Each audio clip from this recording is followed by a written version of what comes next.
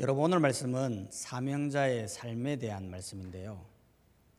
여러분, 사람의 목숨이라는 게 참 신기한 게요, 이게 내 마음대로 되는 게 아니라는 거예요.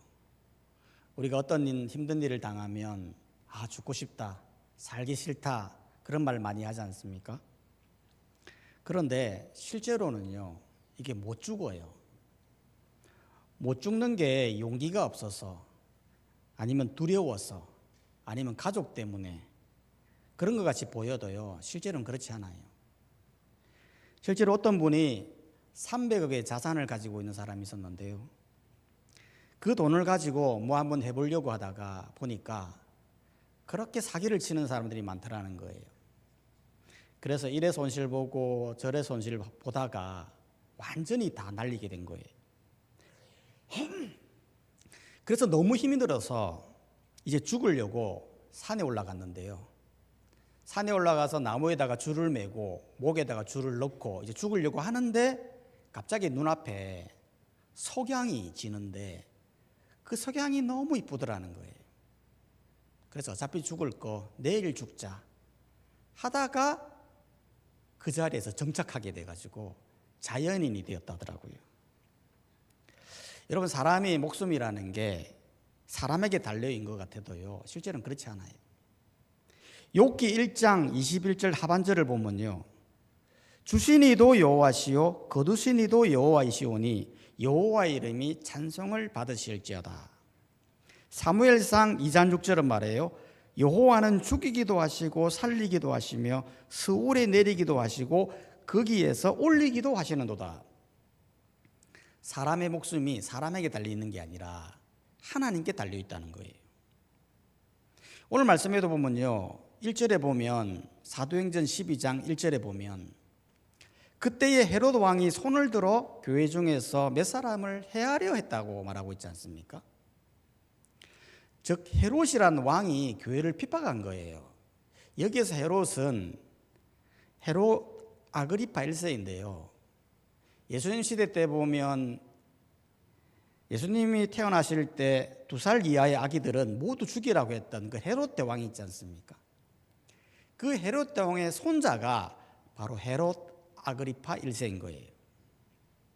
이 헤롯이 당시 로마 황제인 카리큘라와 친분이 있어서 유대의 분봉왕으로 등극을 했는데요, 이 사람이 유대를 통치하다 보니까 갑자기 교회의 세력이 급격하게 확장되어 갔던 거예요.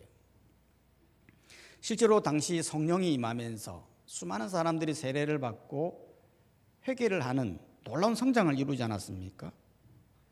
그러니까 분봉왕의 헤롯은 어떤 위기감에 사로잡히게 되었는데, 그런데 당시 유대 지도자들은 기독교를 굉장히 싫어했잖아요. 심지어 예수님을 못 박기까지 했잖아요. 그러니까 헤롯은 이참에 너무 잘 되었다, 이참에 이들의 환심을 한번 사보자 라고 해서 핍박이 시작됐던 거예요. 어디까지 핍박을 했느냐, 2절 말씀해 보면요, 사도행전 12장 2절에 보면 요한의 형제 야고보를 칼로 죽이니, 칼로 죽였다고 하는 것은 참수예요. 즉 목베임을 통해 사람을 죽였던 거죠. 여러분, 아무리 복음을 전한다고 해서 어떻게 사람을 목을 베어 죽일 수 있습니까? 그만큼 당시에 핍박이 엄청났다라는 걸 보여주는 거죠. 이거 보면 이 야고보의 순교가요, 약간 허망한 거예요.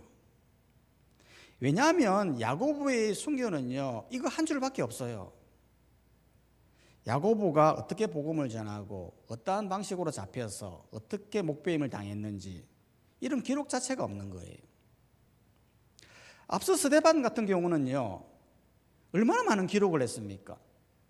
사도행전 6장, 7장이 스데반의 설교고, 그 설교 후에 돌에 맞아 죽어가는데 그때 하늘이 열리고 예수님이 하나님 보좌 우편에 앉아있는 그런 환상적인 엄청난 기적을 보면서 죽었거든요. 그런데 야고보는 그냥 칼에 죽었다, 그거밖에 없는 거예요. 뿐만 아니라 3절 말씀에 보면 이 야고보의 죽음을 유대인들이 이 일을 아주 기뻐했다고 말하고 있어요. 아니, 사람이 칼로 죽었는데 어떻게 그걸 보면서 기뻐할 수 있습니까? 그런 뿐만 아니라 유대인들은 이참에 잘 되었다 싶어가지고 4절에 보면요, 베드로도 잡아 죽이자라고 해서 실제로 베드로를 잡아다가 옥에 가두었어요. 그런데 놀랍게도 베드로는 살아나지 않습니까? 천사를 보내요. 감옥에 갇혀있던 그를 쇠사슬을 끊어내고 옥문이 열리면서 살아나거든요. 아니, 똑같은 제자인데 똑같이 복음 전하다가 잡혔는데 왜 한 사람은 죽고 왜 한 사람은 죽는 걸까요? 그 이유는 다른 게 아니에요. 우리의 모든 삶이 하나님의 주권 아래에 있다는 것을 보여주는 거예요. 실제로 우리는 하나님의 뜻을 이야기할 때 야고보는 그냥 내용 없이 이렇게 죽었기에 그의 순교는 약간 허망한 것이고, 베드로는 극적으로 탈출하여 살았기에 그는 은혜를 입었고 복을 받은 자이다 라고 생각하는데요, 하나님 보실 때는 그게 아니라는 거예요. 여러분, 하나님 입장에서 보면요, 천사를 보내어 베드로를 살렸지 않습니까? 그런 하나님이 야고보인들 왜 못 살리겠냐는 거예요. 야고보 또한 얼마든지 베드로보다 더한 기적으로 야고보를 살릴 수 있는 거예요. 그런데 왜 야고보는 안 살립니까? 그건 다른 게 아니라 하나님 보실 때 야고보는 여기까지라는 거예요. 여기까지 하나님의 사명을 다하고 순교당하는 것이 하나님의 뜻이었고, 베드로는 감옥에서 벗어났지만 또 사명 실천하다가 나중에 십자가에 거꾸로 죽어 순교를 당하는 것, 그것이 하나님의 뜻이었다는 거예요. 즉 사람의 목숨이라는 게 다 하나님의 주권 안에 달려있다는 것을 보여주는 거죠. 이건 우리도 마찬가지예요. 여러분, 우리가 이런 하나님의 이 주권을요 인정하지 않으면요, 우리의 삶에 조금만 어려움이 오면요 우리는 시험을 당할 수밖에 없어요. 왜 나에게 이런 어려움이 오는가? 왜 나는 이런 어려움을 당할 때 왜 구출하지 않는가? 라는 시험이 드는 거예요. 하지만 그 모든 고난을, 시험을 하나님의 주권 아래 있다라는 걸 우리가 인정한다면 그러한 속에서 우리는 사명을 보게 되는 거예요. 실제로 여러분, 야고보와 베드로를 한번 봐보십시오. 하나님의 사명을 완주하다가 숨졌지 않습니까? 그러면 그의 죽음을 누가 허망하다고 할 수 있습니까? 누가 그의 죽음을 비참하다고 말할 수 있느냐라는 거예요. 여러분, 야고보인들 칼로 목베인 당하여 죽고 싶겠습니까?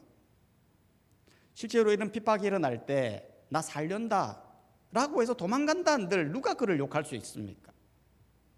그냥 조용한 시골에 가서 남은 여생 세월 죽여가면서 살련다, 그렇게 해도 되는 거예요. 만약 돈 좀 있다면 시골에 전원주택 하나 지어서 여행 다니면서 그렇게 지내도 될 수 있는 거예요. 하지만 사명자의 삶은 그게 아니라는 거예요. 하나님의 사명을 이루기 위해서라면 내 목숨이 다한다 할지라도, 핍박이 일어나 돌에 맞고 목베임을 당한다 할지라도 그걸 감수하며 살겠다는 거예요.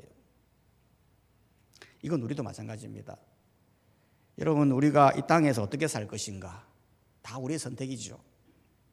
하나님은 우리가 뭘 선택해도 다 선택할 수 있도록 자유를 주셨어요. 그러면 우리는 무엇을 선택해야 할까요? 안락한 삶, 풍요의 삶을 추구하며 사는 것, 그것이 우리의 선택이 되어야 할까요? 우리는 무엇보다도 하나님의 뜻을 이루는 선택, 하나님의 이름을 드러내는 선택, 그런 사명자의 삶을 추구해야 할 줄로 믿습니다. 그런 사명자의 삶으로 사시기를 주의 이름으로 축복합니다. 이렇게 야고보는 죽고 베드로는 살아났는데요. 그런데 이 베드로가 살아나는 이 과정을 보면 한 가지 재밌는 게 뭐냐면, 베드로를 위해서 기도하는 교회의 공동체가 있었다는 거예요. 실제로 5절 말씀에 보면, 사도행전 12장 5절에 보면, 이에 베드로는 옥에 갇혔고 교회는 그를 위하여 간절히 하나님께 기도하더라는 거예요. 즉 교회가, 공동체 일원이 어려움을 당하거나 힘든 일을 당할 때 간절히 그를 위해서 기도했다는 거죠. 이건 당연한 겁니다. 교회 성도님들 중에 어렵고 힘든 일이 있으면 교회가 함께 모여서 기도하는 거 너무나 당연한 거죠. 왜냐하면 하나님은 개인의 기도도 소중하게 보시지만 두세 사람이 모여서 기도하는 그 기도를 절대 외면하지 않거든요. 실제로 예수님이 말씀하셨어요. 너희 중에 두 사람이 땅에서 합심하여 무엇이든지 구하면 하늘에 계신 내 아버지께서 그들을 위하여 이루게 하시리라. 즉, 한 사람이 기도하는 것보다 두세 사람이 모여서 기도하는 그 기도를 중시 여긴다라는 말이에요. 그렇기 때문에 교회가 함께 모여서 기도하는 거 너무 중요한 거예요. 여러분, 특별히 수요 기도에 나오십시오. 여러분, 수요 기도회는 예배가 아니라 함께 기도하는 시간이에요. 말씀이 끝나고 나면 함께 기도하는데요, 그 기도 제목 안에는 개인의 기도도 있고 교회를 위한 기도도 있고 나라와 열방과 세계를 위한 기도도 있어요. 저는 이 기도회가 너무 중요하다고 보는 거예요. 왜냐하면 여러분, 한 주간 동안 평안하게 사셨지 않습니까? 큰일 없이 지나가지 않았습니까? 저는 이게 여러분들을 위해 함께 기도하는 그 기도 때문이라고 생각해요. 늘 성도님들을 안전하게 지켜달라고, 아무 사고 없도록 평안을 위해 기도하거든요. 또한 전 세계적으로 볼 때 수많은 전쟁이 있고 관세로 무역 전쟁으로 얼마나 많이 혼란스럽습니까? 그런데 이 정도까지 유지가 되는 것은 저희들이 기도해서 그렇다니까요. 우리가 기도할 때 하나님은 세계의 영적 지도를 바꿔요. 저는 그렇게 믿고 기도하고 있습니다. 실제로 베드로를 한번 봐보십시오. 여러분, 베드로가 감옥에 갇혔을 때 만약 교회 공동체가 이렇게 간절히 기도하지 않았다면 베드로는 그냥 죽는 거예요. 그러면 하나님의 사명을 이어갈 수 없다라는 거예요. 그런데 교회가 베드로를 위해 간절히 기도하니까 어떤 일이 일어났습니까? 7절에 보니까 주의 사자, 천사가 나타나요. 사도행전 12장 7절에 보면 호련히 주의 사자가 나타나며 옥중에 강채가 빛나며 또 베드로의 옆구리를 쳐 깨워 이르되 급히 일어나라 하니 쇠사슬이 그 손에서 벗겨지더라. 10절에 이에 첫째와 둘째 파수를 지나 시내로 통한 쇠문에 이르니 문이 저절로 열리는지라. 나와서 한 거리를 지나며 천사가 곧 떠나더라. 즉, 공동체가 함께 모여서 기도하니까 천사가 나타나 그의 손에 쇠사슬이 벗겨지고 문이 저절로 열리면서 베드로는 나와 구출되었다는 거예요. 공동체의 기도가 얼마나 중요하다는 것을 보여주는 거죠. 실제로 6.25 전쟁 때에 어느 한 미군 부대가 포화를 피해서 후퇴하는 중에 한 교회 근처에 피신하게 되었다는 거예요.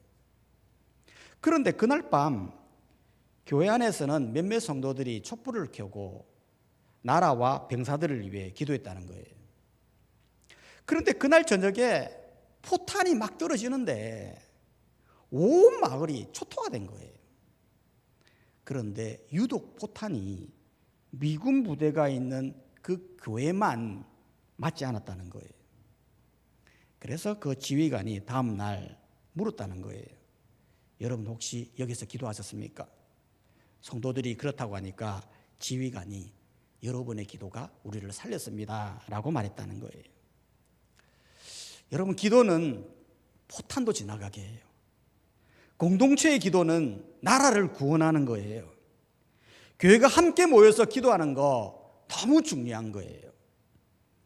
이렇게 베드로가 기도를 통해 구출되었는데요. 그런데 여기에서 재밌는 거 한 가지 더는 이 사람들의 반응이었다는 거예요. 여러분, 베드로를 위해서 교회가 기도를 했습니다. 그러면 베드로가 구출되었어요. 얼마나 기쁘겠어요. 이야, 베드로가 구출되었구나 라면서 반겨야 되지 않겠습니까? 그런데 그들의 반응을 보면요, 너무 신기해요.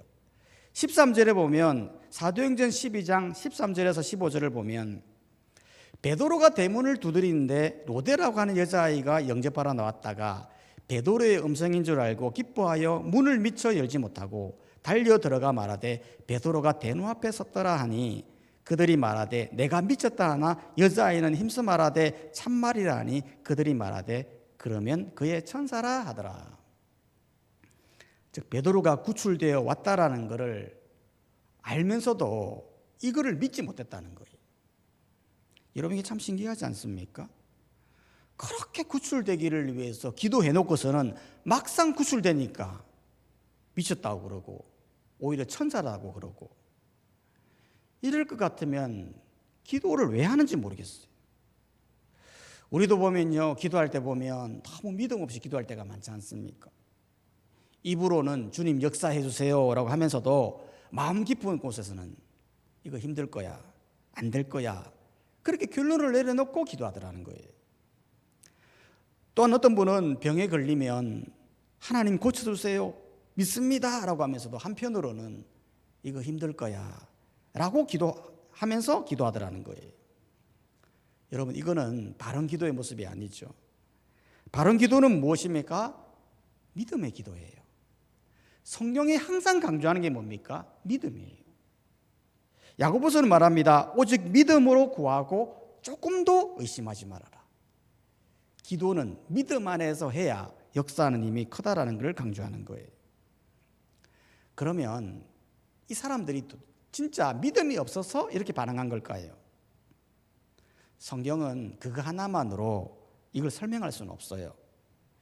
무슨 말이냐면, 여러분 앞서도 보면 베드로가 감옥에 갇혔을 때에 하나님의 기적적으로 풀려나거든요. 그걸 2번씩이나 체험했단 말이에요. 그러면 그걸 기대하면서 기도했을 거 아닙니까? 그런데 왜 사람들이 이런 반응을 했냐면, 그건 다른 게 아니라 그들의 기도가 하나님의 뜻대로 되기를 바라는 기도였다는 거예요. 실제로 여러분, 이들은 베드로가 첫날에 갇혔을 때는 베드로의 구출을 위해서 간절히 기도했어요. 하지만 며칠이 지나도 응답이 안 되는 거예요. 그러다가 급기야는 이제 베드로가 죽기 전 마지막 날이 된 거예요. 밤까지 되게 된 거예요. 그러니 이제 하루 전 밤이 될 때 그들의 기도가 바뀐 거예요. 어떻게 바뀌었습니까? 오직 하나님의 뜻대로 하시기를 원하는 기도를 했다는 거예요. 마치 우리 예수님의 기도를 보면 겟세마네 동산에서 기도하지 않습니까? 즉 죽기 전, 십자가에 못 박히기 전 하루 전날 밤에 하나님께 기도합니다. 무슨 기도를 했습니까? 하나님의 뜻을 묻는 기도를 하거든요. 즉 할만하시거든 이 잔을 내게 옮기시옵소서. 십자가를 내게서 옮겨달라는 거예요. 하지만 이어서 말하죠. 그러나 내 뜻대로 마시고 아버지의 뜻대로 하시옵소서. 즉 하나님의 뜻을 묻는 기도를 했고 그 뜻대로 순종하는 예수님의 모습이 있듯이 교회도 마찬가지였다는 거예요.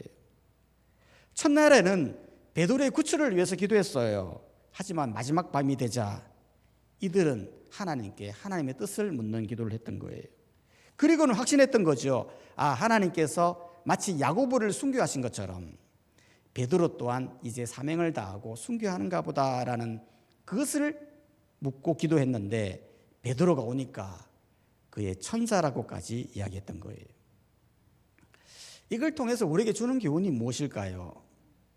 그건 다른 게 아니라 사명자와 공동체의 기도는 하나님의 뜻을 향한 기도여야 한다는 거예요. 여러분, 우리는 우리의 기도를 보면 우리의 뜻을 더 중시 여기지 않습니까? 우리의 필요, 우리의 욕구, 이걸 굉장히 중시 여기거든요. 기도할 때 보면 내 마음이 평안해지기를, 내가 성공하기를, 내가 형통하기를, 내 자녀가 잘 되기를, 내 뜻이 이루어지기를 기도한단 말이에요. 그런데 만약 그 기도가 응답되지 않으면 마치 내가 신앙생활을 잘못하는 것처럼, 하나님께서 복을 주지 않는 것처럼 여기며 산다는 거예요. 교회도 마찬가지죠. 교회도 보면 교회 공동체의 욕구를 위해서 얼마나 많이 기도합니까? 교회 부흥을 위해서 기도하는데, 그러면 그 부흥의 목적이 도대체 뭐냐 하는 거예요. 교회가 영혼 구원의 목적이 아니라 단지 믿는 사람들이 많이 모여서 우리 교회 크다, 그거 자랑하고 싶은 욕구로, 하나님 나라 전파보다는 우리끼리 잘 먹고 잘 살자라고 하는 자기 왕국에 대한 욕구로 가득 차 기도한다는 거예요. 그건 사명자의 삶이 아니라는 거예요. 여러분, 하나님의 사명자는 어떤 사람입니까? 내 뜻대로 하는 것이 아니라 아버지의 뜻을 추구하며 아버지 뜻대로 되기를 바라면서 그 아버지의 뜻에 순종하는 사람, 그것이 바로 사명자의 삶이라는 거예요. 여러분, 베드로를 보십시오. 이제 베드로가 내일이 되면 자기도 야고보처럼 죽게 돼요. 실제로 어떻게 죽을지는 모르지만 야고보처럼 목베임을 당할 수도 있고 앞선 스데반처럼 돌에 맞아 죽을 수도 있는 거예요. 그러면 이제 몇 시간 남지 않는 그 시간 어떻게 보내야 되겠습니까? 아마 열심히 기도하면서 하나님 살려달라고 그렇게 기도하지 않겠습니까? 그런데 베드로는 그렇게 하지 않았다는 거예요. 그럼 베드로는 뭐 하고 있었습니까? 그냥 자고 있어요. 너무 잘 자서 천사가 막 깨웠어요. 일어나라고. 베드로는 내일 죽을 걸 알면서도 왜 자고 있습니까? 베드로는 직감한 거예요. 아, 하나님의 뜻에 순종하니 이제 순교의 시간이 왔구나. 이게 하나님의 뜻이로구나. 내가 어떤 상황이든 간에 하나님의 뜻에 맡기겠다라는 마음으로 평소와 똑같이 잠을 청하는 거예요. 바로 사명자는 이런 거예요.